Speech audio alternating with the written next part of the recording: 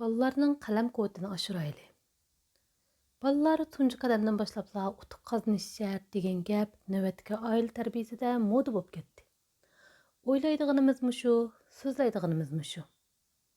Aksicha nima uchundir ballarimiz mangdu qirdan oshamaydi. Shu vajdan nurg'unlarimiz umidsizlanib ketyapmiz. Muhimi ballar tarbiyasida yangish bilan yangilish uqumini almashtirib qo'yapmiz. Xato tushuncha bilan qilgan ishdan albatta chatoq chiqadi. Nurg'unlarimiz qanday qilganda maqolani udda yozg'ildilar degan savolga javob izlab avora.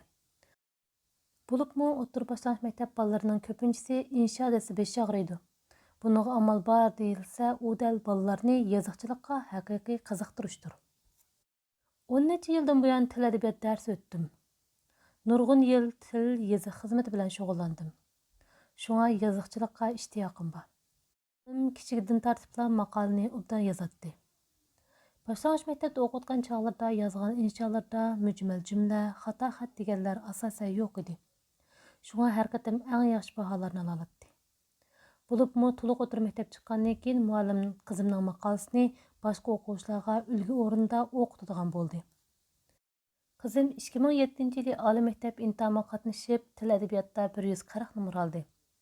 Xabar qilinishicha, shu yili Beyjingda ijtimoiy va tabiiy fan turi bo'yicha oliy maktab imtihoniga qatnashgan 120 ming boladan til adabiyot numerini 140 dan oshirgani faqat 12 kilo bola ekan. Qizimning til adabiyot imtihonida bo'libmi uningdagi yoziqchilikda yuqori numr olganligini ta'laydin deb qarasaqmi, ammo bu qizimning qalam quvvatining kuchli ekanligini ifodalaydi. Shunga ba'zilar mendan bolalarning qalam quvvatini qanday qilib oshirg'ul bo'ldi deb so'raganlar bo'lgan. Bundaq savollarga uzun yillik tajribam asosida beradigan javobim nihoyat oddiy. Bolangiz kitobni ko'p o'qisin. Kitobni ko'proq o'qimagan bolalarga yoziqchilik mahorati degandek bir nimalarni so'zlab yurmasamkan deyman. Ba'zi muallimlarning insho darsini anglab boqqanman.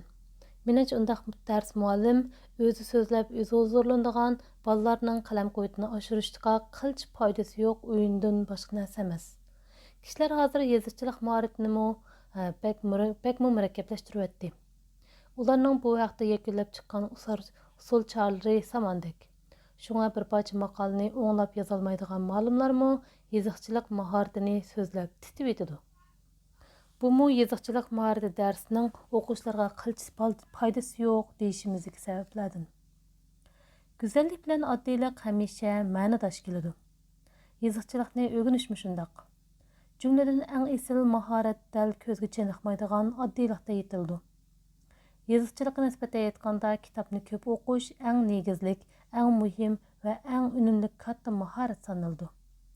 Ammo kitob o'qishni bir yoqqa qayirib qo'yib so'zlanadigan yoziqchilik mahorati eshib ketdi ekandimi faqat mahoratning soyasida bo'la oladi. Katta mahorat vujudga chiqqan ekan, uning soyasini o'zidan tushidi degan gap. Ammo quruq soyaning nima keragi? Qizimning kitob o'qishga izchil ko'ngil bilib kelganman. U biror yoshga kirgan chog'dan boshlabla uningga kunda hikoya o'qib beratdim. Qizim o'qiyotganlarimni tushunmasmi anglashqamroq edi. Kitob o'qib bergan chog'larimda ko'zlarini hali og'zimga, hali qo'limdagi kitobga tikkincha jim o'tirib ketadi. Qizimning yoshining cho'nishig'a ergishib, gapni tushungandek bo'lgandan keyinla hadislar menga kitob o'qib ber deb turib oldigan bo'ldi. Shunga biror hikoyani tepib olsam uningga qayta o'qib beratdim. Yana anglayman desam hargiz gapini yermaydim. Bolalarning hammasi hikoyaga, kitobga amroq keldi. Navoda biror bolaning hikoya yoki kitobga ko'ngil tortmasam, buni ota-onasining bolani kitobga vaqtida moyillashtirmay, oltindek fursatni o'tkazayotganligidanla ko'rish mumkin. Hozir bolalarning kitob ishqini bo'libmi televizordek narsalar o'g'irlab o'ltirdi. Ammo nurg'unlarimiz bunga iranishmayapmiz. Amaliyotda bu to'ldirib olg'usiz ziyonning ibtidosi, xolos. Bolalar tunji qadamdan boshlab utuq qazanish shart degan gap navbatda oila tarbiyasida moda bo'lib ketdi. O'ylaydiganimiz mushu, so'zlaydiganimiz mushu. Aksicha nima uchundir bolalarimiz mangdu qirdan oshamaydi. Shu vajdan nurg'unlarimiz umidsizlanib ketyapmiz. Muhimi bola tarbiyasida yangish bilan yangilish uqumini almashtirib qo'yapmiz. xato tushuncha bilan qilingan ishdan albatta chatoq chiqadi. Balalarning dastlabki tarbiyasida ota-onalar chaqmoq tezligida natija ko'rishni bakrak intildi. Shunga balalarni maktab yoshiga yetmagan sinfiga elifba va chet tili o'rganishga berib, har qatimliq imtihonda obdorroq nomer olishni 4 ko'z bilan kutadi. Ba'zi balalarga xilma-xil hunar mahoratlarni o'rgatish maqsadida ularni darsdan sirtqi necha kurslarga zo'rlab berdi. Ularning nazarida buning o'zi tunji qadamni baldir bosganlik. Balalar kichik chog'da kitob o'qishning muhimligini ancha bilib ketmaydi. Misolan, boshlang'ich maktabni bitirguncha, hatto to'liqsiz o'rta maktabdimi darsdan sirtqi kitoblarni ko'p o'qimagan balalar faqat darslardan ilingan imtihonni nishonlab o'rgansizlar yaxshi natija oladi. Bu hol nurg'un ota-onalar darsdan sirtqi kitoblarni o'qisimi, o'qimasin bo'ldi-ku degan xato tuyg'u paydo qilib qo'ydi-da, buning bilan ular balalarining darsdan sirtqi kitoblarni o'qishiga ahamiyat bermaydi. Amaliyotda balalarni kitobga moyillashtirishga sal qarash balalar dastlabki tarbiyasidagi eng falokatli ishlardan. Chunki balalarning kichik chog'idan boshlab kitobni ko'p o'qimaganligi ularning keyingi yengilishini belgilaydigan muhim sabab. Darsdan sirtqi kitoblarni ko'p o'qimagan ba'zi balalar garchi kichikda nihoyat aqlliq va darslarda a'lochi bo'lsa-mu, ular cho'g'ilgan aqliy energiya chog'liq bo'lg'achqa, asosan o'rta maktabga chiqqandan keyin universal safodagi kamtikligini oshkorlab, o'zida armonga tushliq darmon qilmayotganligini his qildi. Mushu sababdan tug'ilgan qiyinchilik va tashvish ularga umrlik so'ngdashishi mumkin. Holbuki kitobni jiq o'qigan balalar kichigidan tortib aqlliq bo'lib yetildi. O'g'inishdan nihoyat turgin keldi. Umrlik kamolat nuqtasidan olganda, undaq balalar kitob o'qish asosini baldir salib, kitob xumorliqni baldir yetildirganligi uchun ularni tunji qadamni haqiqiy ma'nodan utuqli bosganlar deyishga bo'ldi. Demak, birovning qalam quvvati va uning o'qigan kitoblarga bevosita munosabatlik bo'ladi. Shunga kitob o'qimagan odamning qalam tavirtishi mumkin emas. Qisqasi, balalar kitob o'qishga baldir kirishishi, kitobni jiq o'qishi lozim.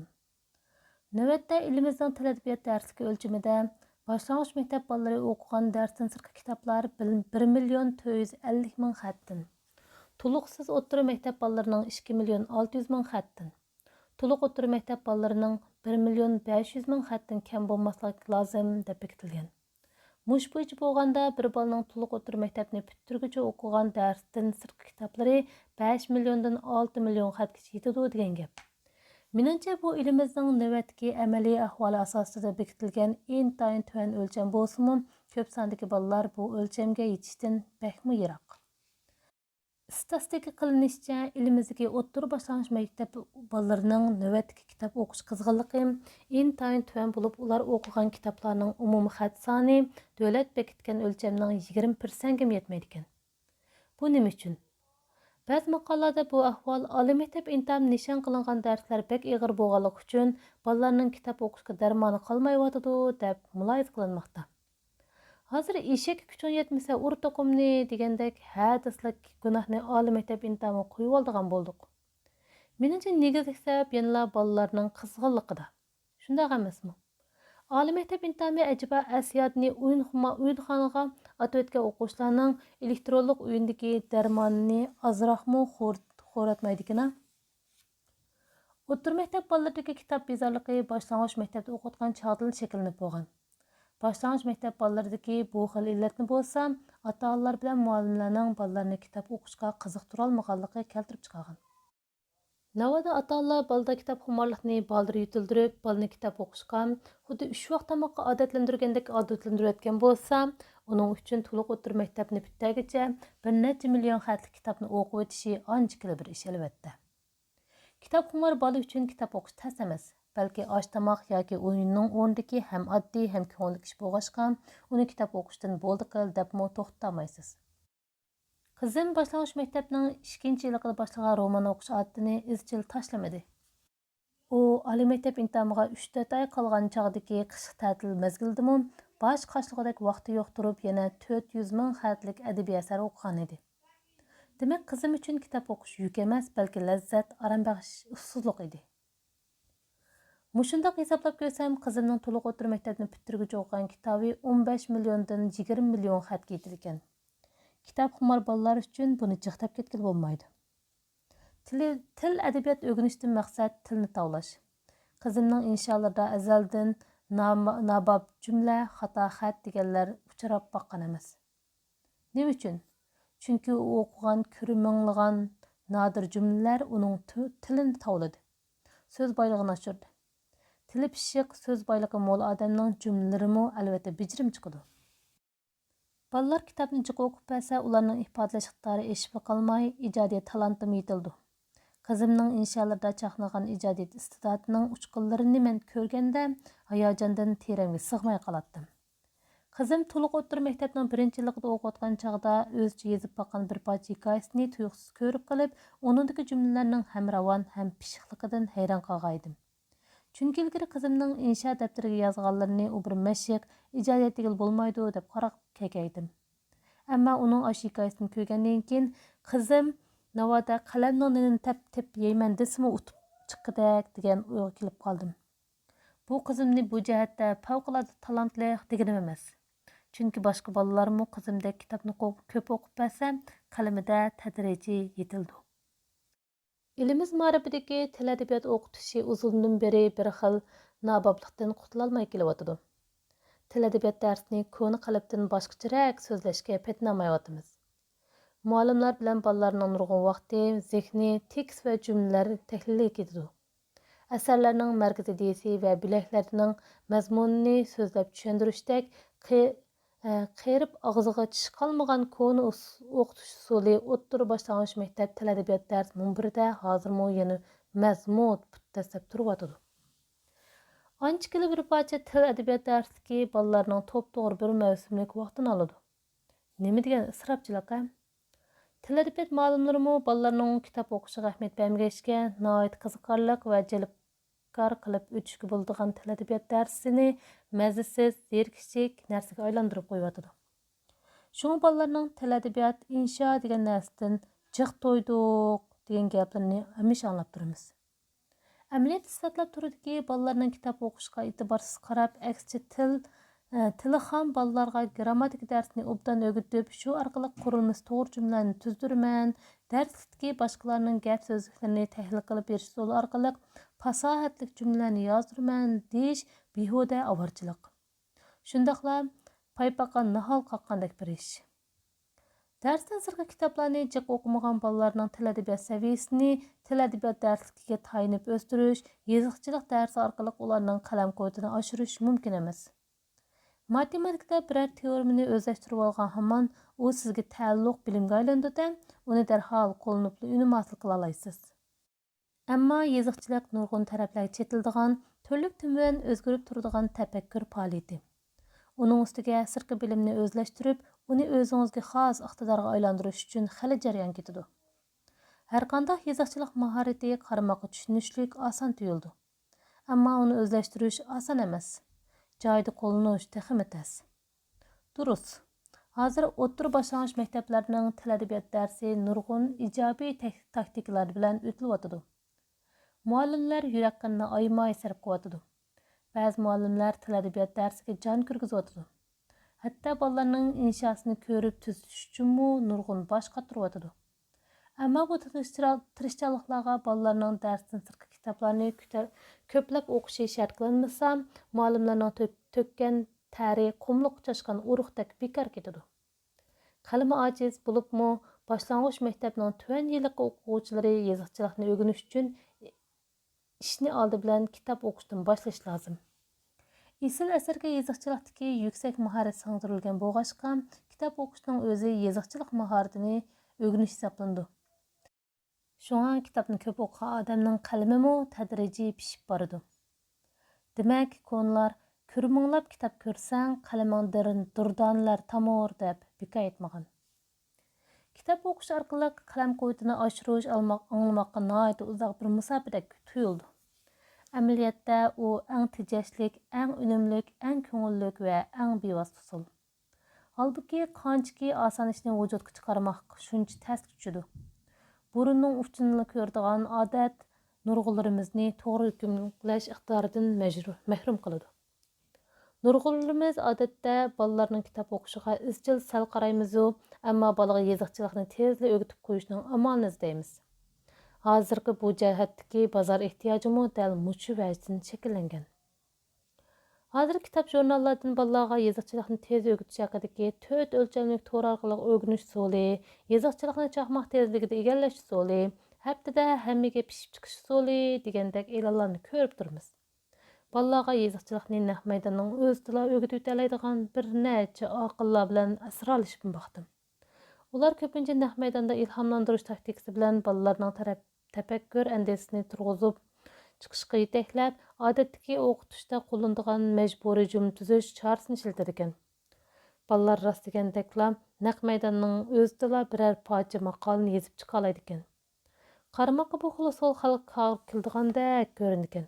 Ammo keyinchi bolalar muallimning darqamlik rag'batlantirishi va majburiy yetakchiligidan ayrilib qolsam, nima deyishni, qanday yozishni uqmay turib qoldi ekan. Bunun bilan bolalar kurs tugagandan keyin yana o'dak suv uqmagandek yuraverdi ekan. Qisqasi, bolalarning bildigan so'z iboralari chaqliqli tursa, u yana nimani yoza oladi? Yezıqçılık xuddi odam bo'lishni o'rganganga o'xshash nurg'un jarayon ketadigan ish. Shunga aşağı zarbadorlik qilgandek bir necha kunlik ha-hu degan bilanla bolalarga yezıqçılık qilishni o'rgatib o'tish mumkin emas. Yezıqçılıkni 3 kunda o'rgatib o'tadiganlardan biri ahvolimdan xabar tepib, bir necha kun ilgari telefon berib, qizingiz oliy maktab til adabiyot imtihonida nihoyat yuqori numr olibdi. Sizning bu til adabiyot o'qishi va yezıqçılık bilan shug'ullanayotganingizga uzun yillar bo'libdi. Shunga bir tajribangiz asosida 2 yilmi so'zlab bergan bo'lsangiz dedi. Kechiring, dedim ularning iltimosini rad qilib. Qizim hozirgidek yarim yot yezıqçılık maharatini 3 kunda emas, 10 necha yilda aran o'rgangan. Menmu 10 necha yil muallimlik qilganim bilan bolalarga yezıqçılık maharatini 3 kunda o'rgatib o'tganligidek kamolatni texi egallab bo'lmadim. Bu yerda shundoq bir nuqtani alohida ta'kidlamoqchiman. Yezıqçılık azaldan qalamni qog'ozga tirabla yezib ketadigan va yoki ma'nodorlik qilib so'z o'ynatadigan ish emas. Balki tafakkur va ideviy tunishga berib taqiladigan ish. Qog'ozga tushgan yeziqda shu kishidagi tafakkurning sarxil turtonlari aks etishi kerak. Bu nuqtadan olganda kitob o'qishning mohiyatli qimmati bolalarga til yeziq mahoratini o'rgatishla emas, balki bolalarning ma'naviyatini beyitib, bilish qobiliyatini oshirishda. Kitobdan qadimdan tortib hozirgacha, Jungodan tortib chet ellargacha xilma-xil ijtimoiy turmushdan kartinalarni ko'rgan, uzun tarixiy taraqqiyot jarayonini tushunib chiqqan, aqliyalarni o'rgangan, boshqalarning tafakkur durdonlaridan bahrilangan bolaning ideviy tunishi tadrijiy pishib, qimmat qarashi qadam-qadam mukammallashib boradi. Ham bu oddiy bo'lishning asosi, ham qalam quvvatining buluqi. Ma'naviyati puchak, kallasi quruq, qimmat qarashi xom kishi, farosatlik so'z iboralarga har qancha usta bo'lib ketsa-mu, kishilarning yurak torini chekkudak asarni hargiz yezib chiqolmaydi. Muallimlar bilan ota-onalarning ko'pinchisi bolalarning tiran mazmunliq maqolalarini yozolmayotganligidan voysaydi. Maqola mazmunining tiran chiqmasligi shu kishining bilish iqtidoriga bog'liq. Shunga kitobdan boshqalarning ijtimoiy turmush tajribalari va tafakkur mevalarini ko'rmagan yoki nihoyatda oz ko'rgan mushtumdek bolaning mazmuni tiran maqolani yozib chiqa olishi mumkinmi? Har qanday kitob bolalarga hayotlik kechmishlari bilan vositalik tunishish va ozdir ko'pdir bilim egallash fursatini yaratib beradi. Har qanday odamning turmush imkoniyatlari cheklab bo'lganligi uchun uning hayotlik kechmishlarining hammasini o'z beshidan birma-bir o'tkazib beqishi mumkin emas. Shunga bolalarga nisbatan aytganda, kitob o'qish mohiyatda rangarang hayotga vositalik ishtirok qilish bo'lib, u bolalarning turmush tajribasini beta oladi. Qadimdan tortib hozirgacha avlodma-avlod miros qilayotgan Jungo va chet elning klassik asarlari, mayli qaysi mazmundagi asar bo'lmasin, uningda chin ma'nodagi yaxshilik va chin ma'nodagi go'zallikning nima ekanligi yo'ritib berilgan. Yaxshilik bilan go'zallik to'g'risidagi osha bayonotlar odamning qimmat qarashi bilan tafakkur usuliga ijobiy ta'sir ko'rsatadi. Shundaqla qalam quvvatini oshiradi. Odam qandoq bo'lsa, gapni shundoq qiladi. Ideyasidan nima bo'lsa, qalamga shu oladi. Kitob o'qimagan odam nodonlikda qoldi. Kitob saqlamagan oila mazasiz keladi. kitob o'qimagan millat g'aflatga botadi. Hukumatimiz sapa ma'rifini tashabbus qilyotidi. Halbuki sapa ma'rifi degan kalima tilga ilingan hamon kishilar soz, shaxmat, husn xat, rasm degandek cho'ylattirmaydigan hunar mahoratni, guruhtobni ifodalaydigan mo'tavalach salobatni, maktab kollektiv usullarida namoyon qiladigan badiiy qiyofatlarni ko'z oldiga keltirdi. Ammo kishilar nimishqa kitob xumorliqni umumlashtirishni yodiga olib boqmaydigandi. Qaraganda bu kitob xumorliqda ha-hu bilan nom chiqarish, hash-pashgacha haqqa ko'rsatgidek natija yaratish mumkinlikning yo'qligidan bo'lsa kerak. Shundaqdimi Ma'rif ministrligining til adabiyot darsiga o'lchimi o'rta maktab o'quvchilari Jungo va chet elning mashhur asarlaridan 30 ni o'qib chiqqan bo'lishi shart degan belgilamani qaysi bir maktab parvoyiga olib boqdi. Mushundaq belgilamaning borligini ota-onalardan qanchiligi bilar. Mayli sonliq ma'lumotlar ko'rsatilsin yoki ko'rgan anglaganlarimiz asosida detayli hozirgi 90% dan ko'proq o'rta boshlang'ich maktabdagi kutubxonalarning ismi bor, jismi yo'q. Yana bolalar ashu kutubxonadan o'zi xohlagan kitoblarni oriyat ololmaydi. Durust. Bolalar ko'zimizning go'ri. Ularni tarbiyalash ta'xirsizligi bizni aldiratmoqda. Shunga o'rta boshlang'ich maktablarning kitobxonalari ismi bor, jismi yo'q narsaga aylanib qolgan bo'lsa, uning o'rnini biz ota-onalar to'ldiraylik. Xo'shimiz tutib qolgan chog'larda bolani McDonald'ga birib mehmon qilganning o'rniga kutubxonalarni aylantiraylik. Ballarga yon, fon va hardam quloq sovg'a qilganning o'rniga kitob sovg'a qilaylik.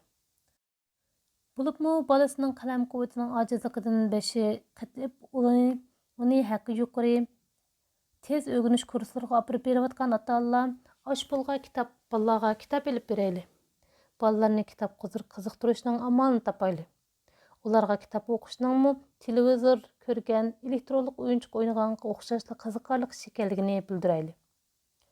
Tafakkur va aql tavlash jarayoni hisoblanadigan kitob xumorliq bolaning yushurliqlarini tadrijiy oshirganligi uchun bolangiz kitobga kirishsa, kunlarning birida uning qalamidan bix surishga boshlagan gul g'unchalarni ko'rib hayron qolasiz.